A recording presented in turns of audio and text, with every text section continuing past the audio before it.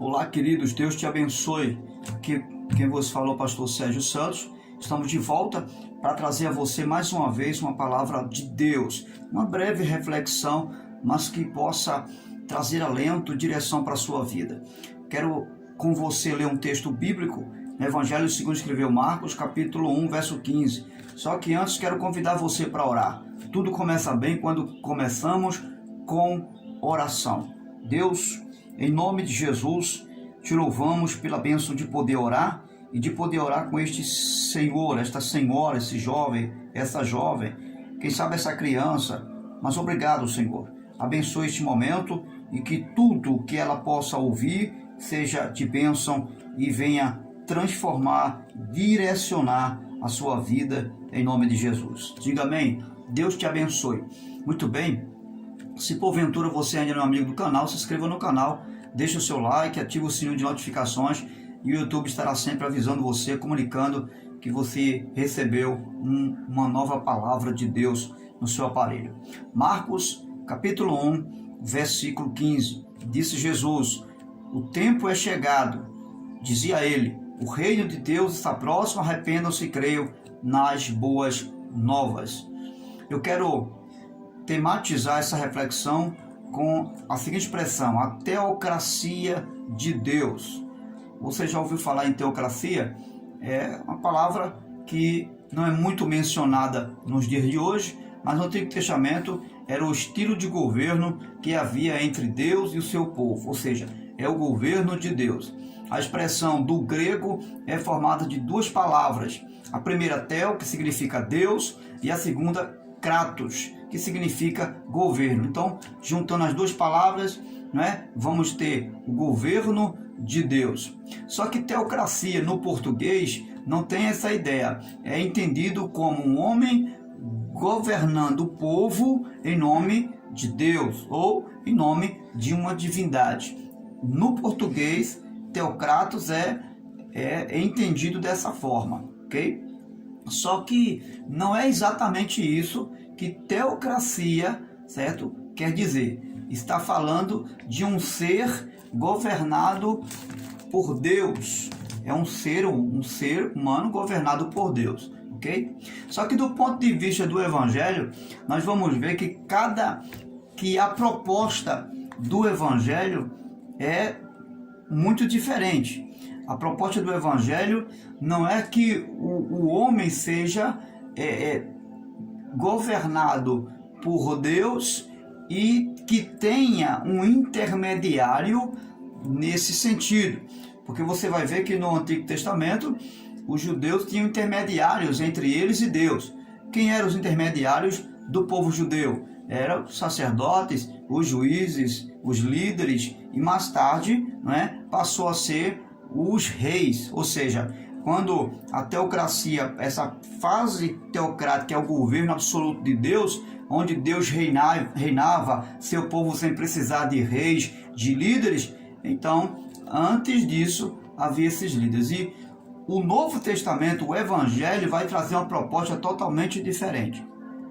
Ou seja, enquanto no Antigo Testamento esse governo tinha intermediário, mesmo sendo um governo teocrático de Deus, mas havia intermediários para dizer o que tinha que fazer, o que não tinha que fazer, para onde ir, para onde deixar de ir, no governo teocrático do Evangelho, ou seja, a proposta do Evangelho, ela é totalmente diferente, ok?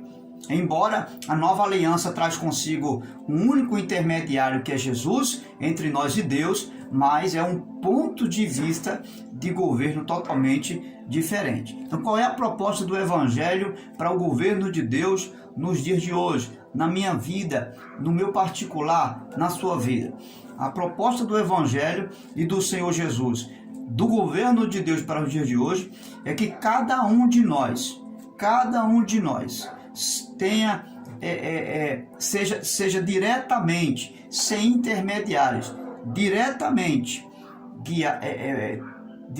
possa ter um relacionamento com Deus, ou seja, sem a necessidade de que o homem, de que nenhum líder ou nenhum governo humano tenha a necessidade, obrigatoriamente, de conduzir a nossa vida, de dizer o que eu tenho que fazer ou o que eu tenho que deixar de fazer. Então, nesse sentido, a proposta do Evangelho é que eu e você tenhamos um relacionamento direto, pessoal, com o nosso Deus. Essa é a proposta do Evangelho, que cada um de nós possamos buscar na palavra, no Evangelho, porque a proposta não é do homem, não é da igreja, a proposta é do Evangelho do Senhor Jesus. É que cada um de nós busquemos no Evangelho. Quando eu falo do Evangelho, eu estou falando do Senhor Jesus. Eu estou falando da revelação de uma nova aliança, ou melhor, da manifestação de uma nova aliança. Então eu estou falando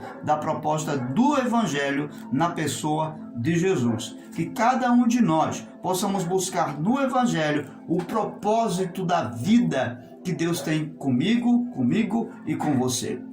Então, desde que Jesus realizou a sua obra no Calvário, nós passamos a ser responsáveis.